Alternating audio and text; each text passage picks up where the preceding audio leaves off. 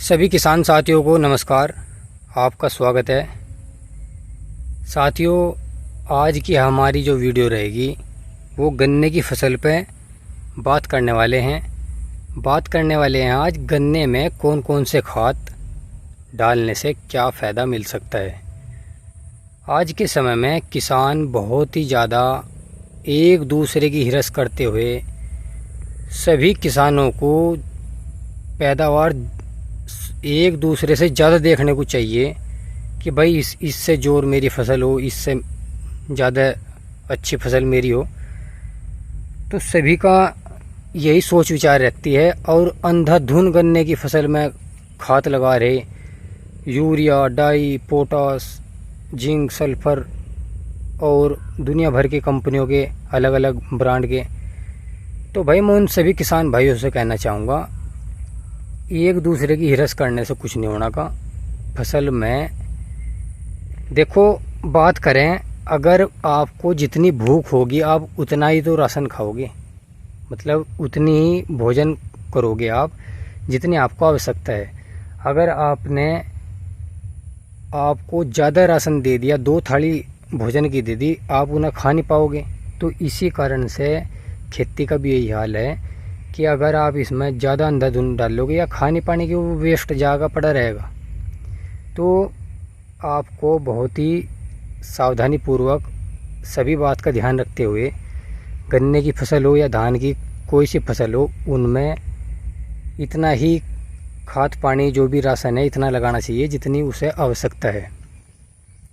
रही बात पैदावार की, पैदावार तो भाई जैसा जमाव होगा फिर उसी के आधार पर आपकी पैदावार डिपेंड करेगी कि पैदावार कैसी रहने वाली है। रही भाई खाद की बात, कोई सा भी खाद हो 10 दिन में उसका फ़र्क देखने को मिले। अगर आपने सोचो कि भाई 15-15 दिन पर जल्दी से जल्दी डाल दे खेत गन्ने में, तो कुछ भी नहीं मिलने का आपको फ़र्क, पैसा बर्बाद होगा।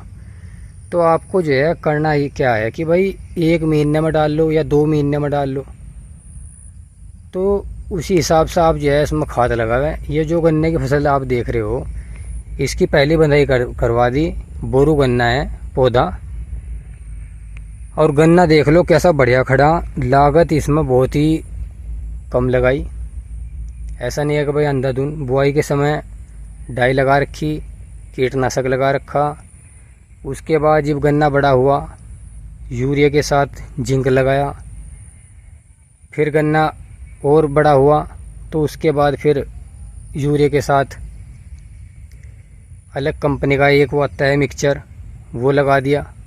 उसके बाद इसमें कुछ नहीं लगाया अब तक, सिर्फ स्प्रे कर रहे फंगस का और भाई कीटनाशक का जब भी बीमारी देखने को मिले। तो अपनी फसल को अगर आपको यह लगे कि भाई आवश्यकता है तो डाल लो। जो ये पत्ते हैं गन्ने के या कोई सी फसल के, वो आपको ये बता देगी जो समझदार किसान होगा कि हमारी फसल को किस चीज़ की, कौन से पोषक तत्व की आवश्यकता पड़ रही, तो उसमें वही पोषक तत्व डाल दो। अगर भाई आप ऐसा चलोगे भाई जैसा सब चल रहे एक तरफा और भाई डाल ले गट्टों पर गट्टे गेरा और भाग गए, तो भाई पैसा वेस्ट ना करो और एक दूसरे की हिरस ना करो। और भाई आज का समय वो है कि बहुत ही बुद्धिमानी से खेती बाड़ी का जो हिसाब किताब है वो देख कर चलाना पड़ता है। गन्ने की वैरायटी 0238 है, टॉप वैरायटी खड़ी, बिल्कुल देख लो आप भी। तो भाई किसान भाइयों, हमारी जानकारी यही थी। हमने जो इसमें खाद लगाया उसके बारे में हमने बताया। अगर मेरी जानकारी से आप भाई सहमत हो, कुछ आपको ऐसा लगा कि भाई हाँ कुछ अच्छी जानकारी है, तो भाई आपसे निवेदन एक करूँगा, रिक्वेस्ट कि हमारा चैनल ये जो है सब्सक्राइब करो, ताकि हमारी जो भी आने वाली वीडियो रहेगी वो आपके मोबाइल पर आपको देखने को मिल जाएगी। और भाई वीडियो को लाइक भी कर दियो और अन्य जो किसान भाई हैं उनके बीच शेयर भी करो उन्हें भी, ताकि पता चले कि भाई कैसे अपनी खेती बाड़ी का ध्यान रखा जा। वैसे तो आप सभी को पता ही है, पर फिर भी किसान जो है एक दूसरे की, भाई पड़ोस में गन्ना खड़ा, इसने समझो भाई इसका जोर खड़ा पड़ोस वाले का, तो ये सामने वाला समझेगा और भाई तू भी अपनी जो है फसल को बढ़िया जोर कर 2 गट्टे मारेगा यूरिया के दबा के। तो ऐसा कुछ नहीं होने वाला भाई।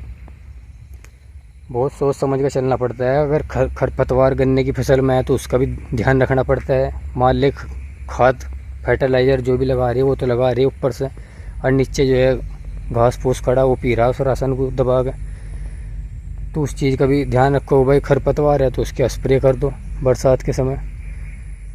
तो साथियों जानकारी हमारी यही थी कि भाई सीधा सीधा आपको बताया जाए कि भाई किस तरह अपनी फसल का ध्यान रखें।